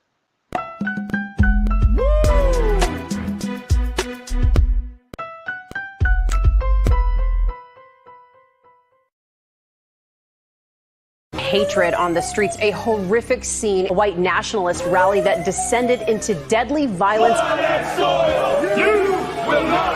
White people are losing their damn minds.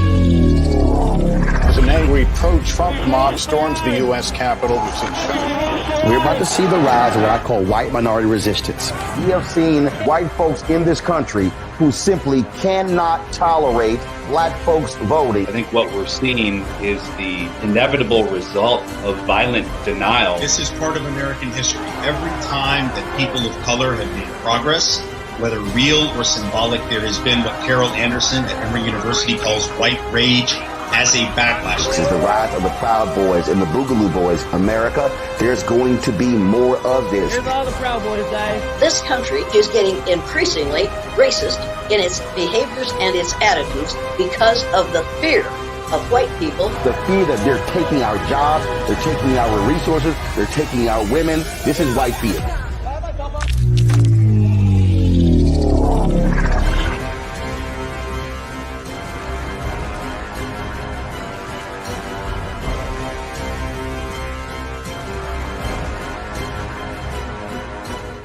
Pull up a chair, take your seat. The Black Tape with me, Dr. Greg Carr, here on the Black Star Network. Every week, we'll take a deeper dive into the world we're living in. Join the conversation only on the Black Star Network. When you talk about blackness and what happens in black culture, we're about covering these things that matter to us, speaking to our issues and concerns. This is a genuine people-powered movement. There's a lot of stuff that we're not getting. You get it, and you spread the word. We wish to plead our own cause. Too long have others spoken for us. We cannot tell our own story if we can't pay for it. This is about covering us. Invest in black-owned media. Your dollars matter. We don't have to keep asking them to cover our stuff. So please support us in what we do, folks. We want to hit 2,000 people, $50 this month, raise $100,000. We're behind $100,000, so we want to hit that. Y'all money makes this possible. Checks and money orders go to P.O. Box 57196, Washington, D.C. 20037-0196. The Cash App is $RM Unfiltered. PayPal is R Martin Unfiltered. Venmo is RM Unfiltered. Zelle is Roland at RolandSMartin.com. Hi, I'm Dr. Jackie Hood Martin, and I have a question for you. Ever feel as if your life is teetering and the weight and pressure of the world is consistently on your shoulders? Well, let me tell you, living a balanced life isn't easy. Join me each Tuesday on Black Star Network for A Balanced Life with Dr. Jackie. We'll laugh together, cry together, pull ourselves together, and cheer each other on. So join me for new shows each Tuesday on Black Star Network, A Balanced Life with Dr. Jackie.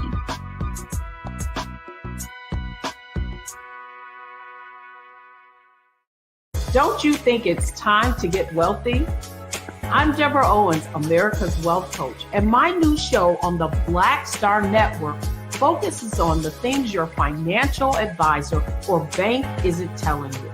So watch Get Wealthy on the Black Star Network.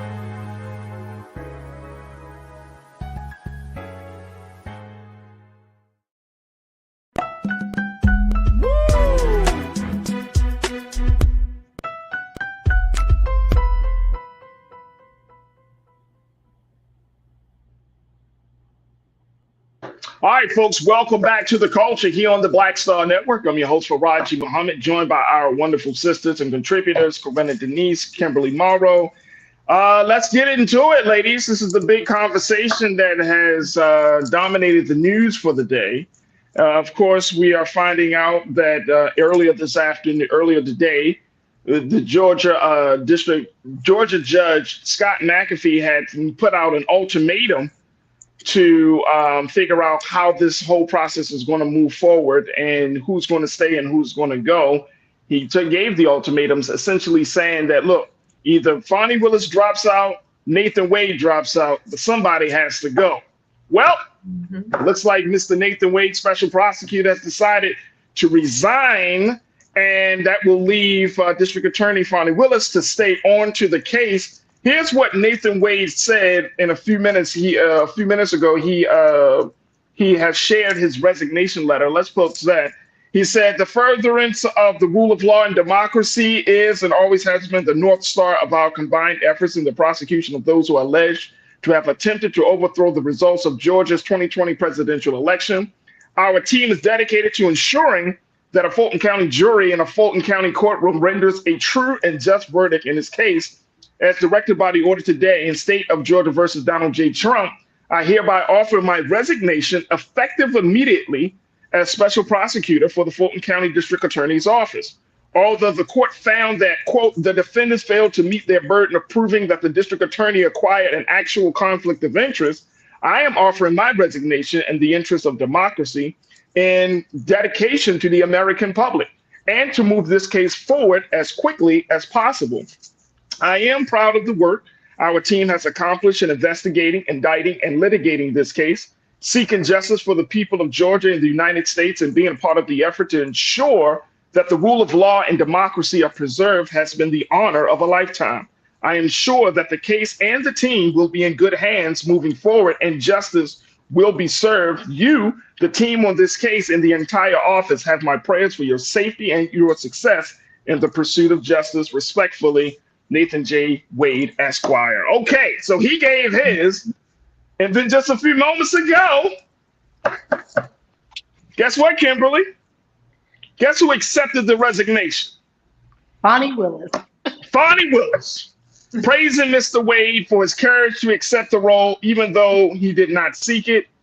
But she essentially said that she accepted it effective immediately. She said, I compliment you for the professionalism and dignity you have shown over the last 865 days as you have endured threats against you and your family, as well as unjustified attacks in the media and in court on your reputation as a lawyer. She says that I will always remember and will remind everyone that you were brave enough to step forward and take on the investigation and prosecution of the allegations that the defendants in this case engaged in a conspiracy to overturn Georgia's presidential election. You are an outstanding advocate. In the 865 days you served on this case, you completed a thorough investigation that required the use of a special purpose grand jury to compel the testimony of witnesses inside and outside of Georgia, including litigating in 8 states, the DC, the District of Columbia, and the United States Supreme Court to obtain critical testimony. You led a team that secured a true bill of indictment against 19 individuals who are accused of violating Georgia law to undermine the 2020 election for the former president of the United States. You have successfully litigated in the United States District Court and the United States Courts of Appeal for the 11th Circuit to ensure that Fulton County citizens will be the jurors who decide justice in this case. Wow. She ends her letter with saying that please accept my sincere gratitude on behalf of the citizens of Fulton County, Georgia, for your patriotism, courage, and dedication to justice. I wish you the best in your future endeavors. Oh. Well, like Tabitha Brown always says, very good, you know? Very good. And you know what? It's real ironic how it's been coming across our news desk, right? Every Friday when the news broke, we were on panel together. We were on it. We were on it. The hearing, and now today with the resignation, it's like we were on it. This is how you close the story. This is how you close the story. Wow. Corinna, thank you for pointing that out. Yeah. That is very true. That is true. From start to finish, y'all have been the ones speaking on this. Kimberly, what you say? I have to say this. I'll never forget that first one when Corinna came in. It was breaking news, and she was like, I haven't had a chance to read this yet. I need to see what's going on. That's right. That's right. We came in and we just threw her in the fire, and we need to find out what's really happening before we just start talking about it. So, yes, this is wonderful. I love how it's come full circle, and it's coming. We're the team. It was the team. Yeah, y'all are definitely the team. Here's the thing, though. It was like a no-brainer. I'm gonna be honest with you. It was a no-brainer. When the judge first, let me just tell you, and Corinna, you brought this to. We kind of briefly spoke about this on IG. When ABC News, this is the thing, y'all, because I don't know if y'all been like watching how this whole thing played out since this morning. There have been so many different headlines about this decision, and now up to this point, when ABC News, I said it was like Fani Willis taken off the case. ABC News, y'all know better. NBC News reported Fani Willis can be taken off the case based upon special conditions. So the way that the story broke, it says a lot about, the direction that people want to get. And a lot of people, I think, have been confused, like even who was resigning from. Was it Nathan Wade who resigned, or was it Fani Willis that resigned, or right? Mm-hmm. So it's interesting that you gotta, sometimes when these big stories happen, you have to take the time to, kind of wait a few minutes and stuff, because it's so much is happening. It's happening so fast, and then people are trying to get the stories out first. The judges, the name evades me right now. When they do the final thing, when the judge is writing out whatever he decided, that is public knowledge. That's online. That is public knowledge. You can go online and read. I believe it's like about 23 pages. Page 9 stood out the most to me. Because I'm happy that we can move forward now with this case. But unfortunately, it doesn't look like, from what I understand, that it's completely over for Fani Willis. And what I mean by that is there are probably going to be some other ethics boards and stuff that she's going to have to face, in Georgia. But at least I'm hoping that we can move forward with the case, because we've delayed enough. I know the Trumpsters are mad as hell, but so what? Well, you're right. We have delayed enough. But you know what? I want to bring up a couple of things. We got to take another pause. So I want to bring up a couple of things that Judge McAfee did say that I think will still follow her, Kimberly, for the rest of her career. This does leave a stain on her work, her legacy, and I want us to talk a little bit more about it. Stay with us, folks. The conversation continues on the other side here on The Culture on the Black Star Network.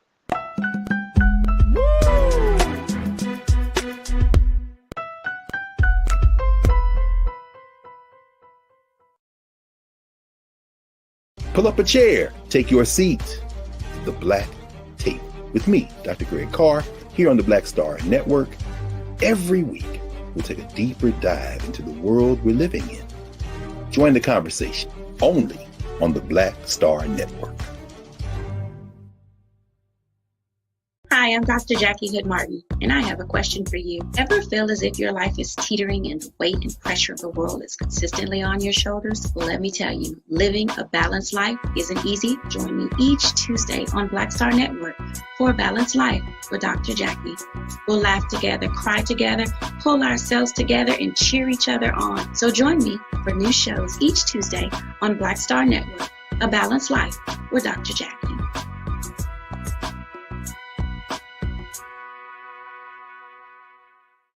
Don't you think it's time to get wealthy? I'm Deborah Owens, America's Wealth Coach, and my new show on the Black Star Network focuses on the things your financial advisor or bank isn't telling you. So watch Get Wealthy on the Black Star Network.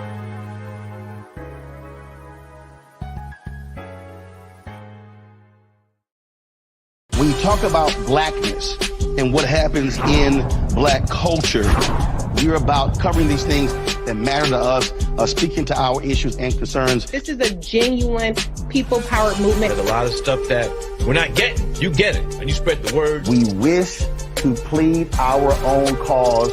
Too long have others spoken for us. We cannot tell our own story if we can't pay for it. This is about covering us. Invest in black-owned media. Your dollars matter.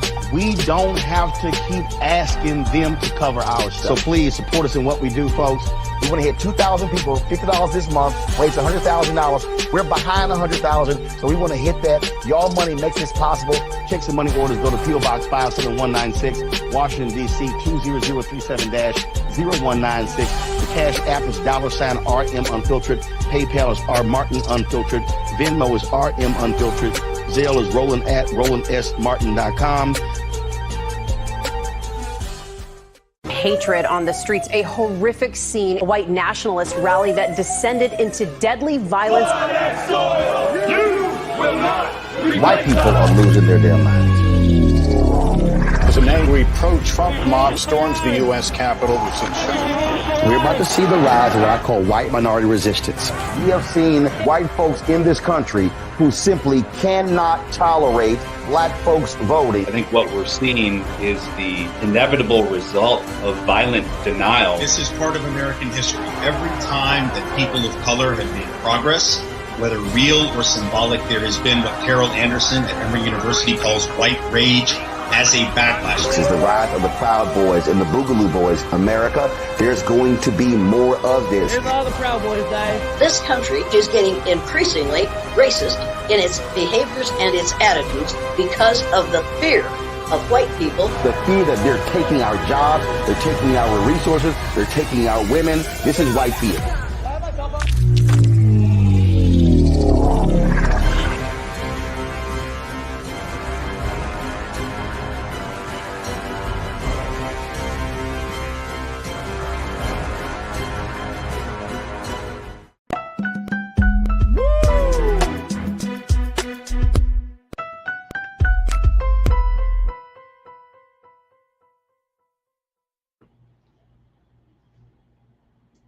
All right, folks, welcome back to The Culture here on the Black Star Network. I'm your host, Farajii Muhammad, joined by our wonderful contributors, Corinna Denise and Kimberly Morrow, as we talk about that great, this story around DA Fani Willis and Special Prosecutor Nathan Wade, how Mr. Wade has decided to resign and basically remove himself from the case so that DA Fani Willis can stay on the case of prosecuting former President Trump and his associates for election tampering, per the orders, the ruling from Judge Scott McAfee. Now, as much as Mr. Wade has removed himself, he resigned, Fani Willis accepts his resignation. That part is done, but there are still some remnants of this case. And in Judge McAfee's remarks, there are a number of things that he brought up that could potentially happen. And to your point, Corinna, that could still happen to leave a very big stain on her work and her legacy, even though she's moving forward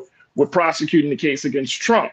One of the things he did say, Judge McAfee said that he was highly critical of Fani Willis's and Nathan Wade's relationship, describing it as being the result of bad choices. He said, yet Georgia law does not permit the finding of an actual conflict for simply making bad choices, even repeatedly.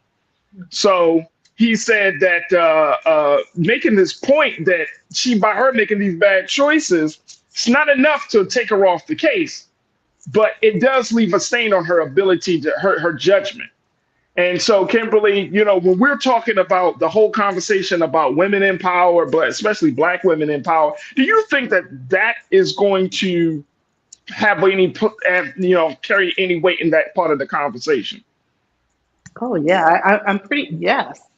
First of all, again, this is a Black woman with a lot of authority, so it is definitely going to, I don't want to say hurt her in trying this case, but it's definitely going to hurt her because it's my understanding from this, he's almost greenlit it for it to go to the Ethics Commission. And also, I believe there's going to be a Senate hearing in regards to it. So there are some definite issues regarding this, and it's unfortunate. But can I point out another thing he said? Yeah. That I want us to kind of talk about.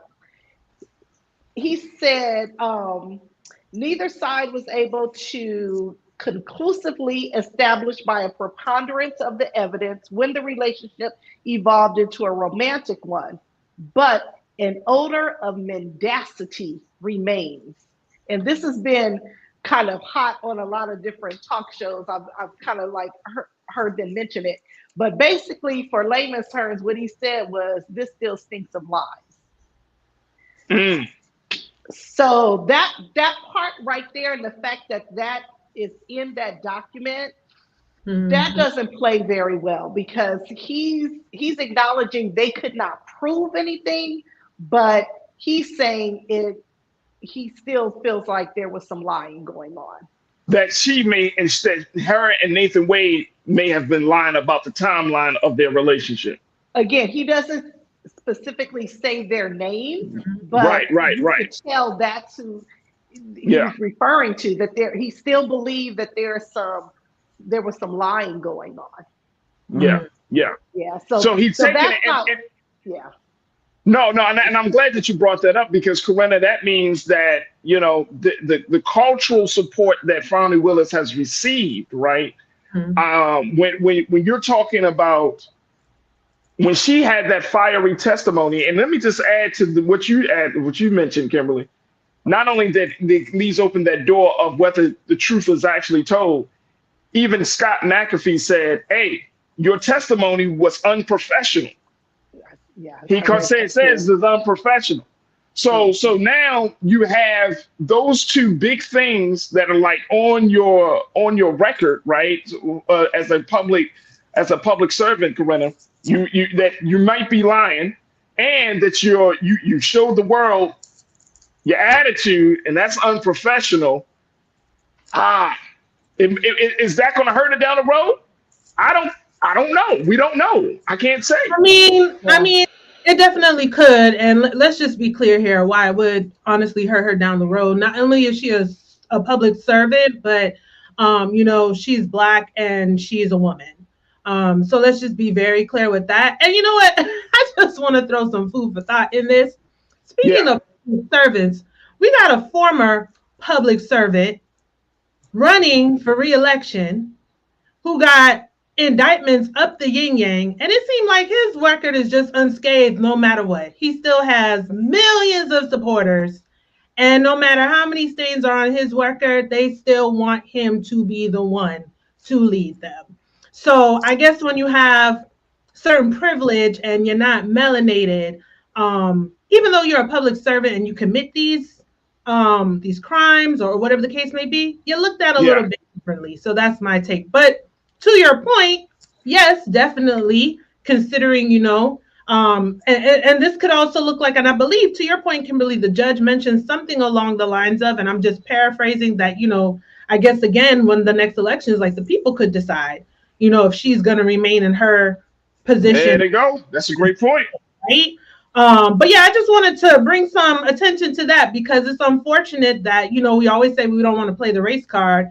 And, despite the fact that, yeah, this was not a smart decision on her part, but it is what it is. And we know that it would probably pan out a little bit differently. But yeah, this is not the complete end, but the case needs to move forward. They've delayed enough, but I won't be surprised if they appeal, and they're going to go in their toolbox and continue to see what they can do to kill time until November.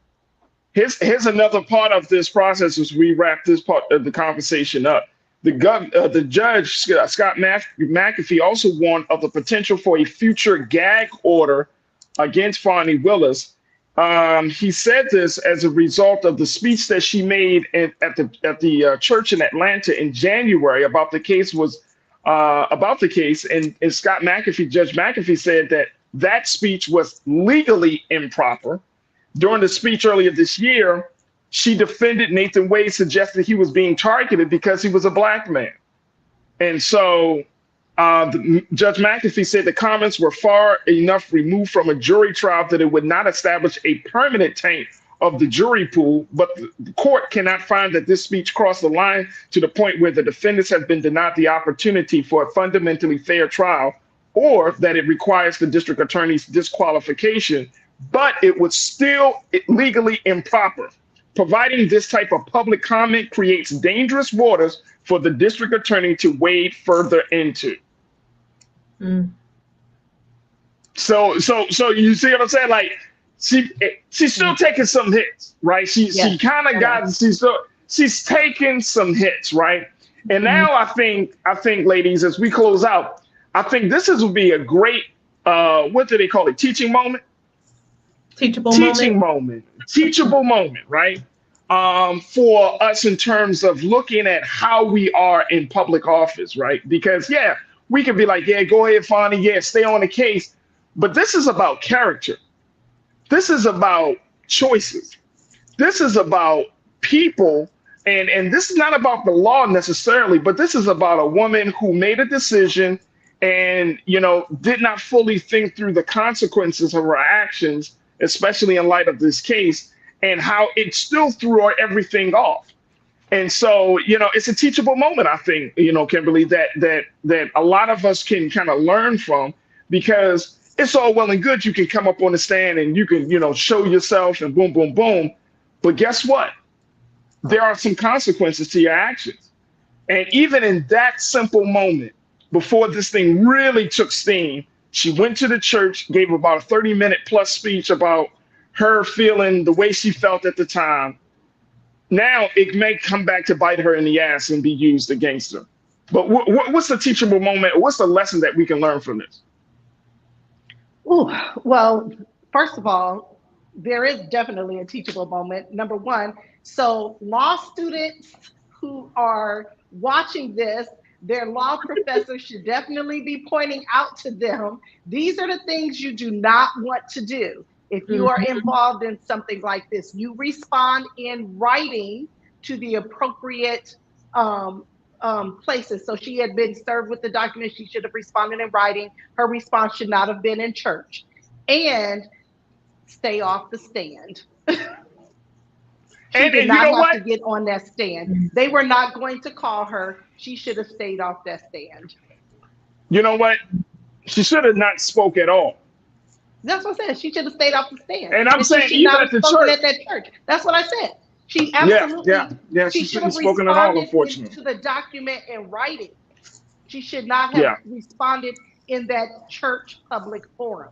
So those are two teachable moments that law school professors should definitely be sharing with their law students. Well, I'm not a lawyer yet. Not a lawyer yet. Yes. So I don't feel I can speak knowledgeably as to whether or not she should have been on the stand or whether she should not have gone on the stand. But we just need to pack this up. I'm not saying we're supposed to forget. Yeah, we need to acknowledge the things that happened, but I want to see this case move forward. That's well, the case is not look. The case is not. It doesn't. And Scott McAfee said this. He said it does not hold weight for the disqualification of the indictments. Right. So we already know the case is going to move forward. But now we are in a situation where even though she's staying on the case, like moving forward, like, and I'm going back to the point that you made. I think you made an excellent point. When she's talking about up for re-election, we may not see her in that position again. And for the long haul, if we're talking about, and I know this is very important to you, especially Corinna, you're talking about long-term changes. She's out there. She might have just put herself out the box, and the state of Georgia may not put another Black woman in for a few years as a result of this. Fulton County, I believe that she can rehabilitate her image and be of course. Listen, this is America. This is America. Centering tyrant after all he's done is on the ballot. But check it out though. Different standards, so Corinna. Different standards. Different standards. Look, man, people were calling Fani like she was the daughter of Satan just for having a relationship, right? You know what I'm saying? Like people were acting as if this sister was like, oh my gosh, she lied. Oh my God, she had an improper relationship. Come on, man. Like people, we make bad choices. Sometimes good people can do bad things or make bad choices, right? We know that. But there was no, I mean, look, I think for me, and y'all know where I stood, I was like, that was the teachable moment for you, right? When me and Kim came for you that day. Because we weren't going to go for that with Fani, right? When you had to pull out that hazmat. You probably didn't need the hazmat last week because I wasn't here, but I'm back. So I hope you dust it off. It's still look, check this out. The sister stayed on the case, but moving forward, I don't know. I can't say definitively whether it, like the way she handled the situation and now listening to what the judge has to say, it still was a little knocked. It still, you went against her in some way, shape, or form. Now, can she rehabilitate, as you say, Kimberly? Absolutely. I think she can. But will she rehabilitate as the district attorney for Fulton County? The people will decide. There it is. She better be on her Marion Barry. All right, I'm gonna put it on the record so when she wins the election, I'll say. Remember, I said I will. I have no problem. I have no problem. But if she doesn't I don't know when her reelection. I don't know when her election comes back up or comes back around for that role. But if she doesn't win, you know what I'm saying? And somebody, say a more conservative person is put in that seat, for example, if that happens, then, we will understand it. But this is about character. This is about a person and choices. This is not about her being a district attorney. This is a woman who made personal decisions in a workplace setting, and that got her caught up. That's all this is about. That's got her caught up. And I think each and every single one of us can learn, like, damn, sometimes your choices can have so many heavy consequences that it can almost disrupt the progress that you wanted to make. And if I was Fani, I'd go home tonight, get right on my knees and say a prayer. You probably already did that. And hope. All right. We got to get out of here. Hey, look, I appreciate y'all so much. Let me see what the crew is checking in. All right, folks. Brian, you said Fani going on the stand was her 15 minutes of fame, which was great in a way for Black history and women history. It could be. Olivia, you said Atlanta will come out and vote for her. That's why she spoke at Bethel AME and took the stand. I hear that. Thank you so much, Olivia. We appreciate that. We will have to see.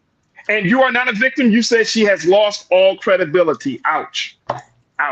We will see. I said, them Trump minions lining up despite the long, lengthy sheet on his record. The Black people going to come out and probably re-elect DA Fani. I hope so. I hear there it is. All right, Corinna Denise, thank you so much. Kimberly Morrow, thank you so much. I hope y'all and sisters have a great weekend. But God willing, we look forward to reconnecting with you next week for another set of exciting conversations. But thank y'all so much for being so good for the culture.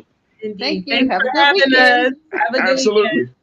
All right, folks, that's going to do it for me. Culture Crew, thank y'all so much for checking in. Make sure y'all do your due diligence. Support us. Go to blackstarnetwork.com. Download the app and do all of the great things. We need your support. So make sure y'all check us out there. Also, follow us on social media at Black Star Network. While you're on social media, follow me, yours truly, Farajii Muhammad, at The Real Farajii on Instagram, at Farajii on X, and at Farajii Muhammad on Facebook. All right, stay tuned. Up next at 6 p.m., Roland Martin Unfiltered. As always, never be afraid to challenge what's wrong. Stand for what's right while being yourself in the process. God willing, we will talk on Monday for another exciting edition of The Culture right here, only here, exclusively here on the Black Star Network. Have a great afternoon. Have a wonderful weekend. Talk to you soon. Peace.